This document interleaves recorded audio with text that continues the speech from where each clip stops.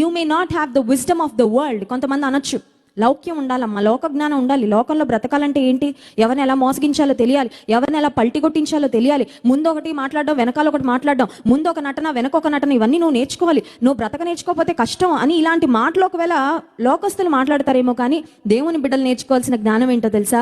పరిశుద్ధత, యథార్థత, నమ్మకత్వము, విశ్వాస్యత, దేవుని మీద ఆధారపడడం, ఇవి చాలండి.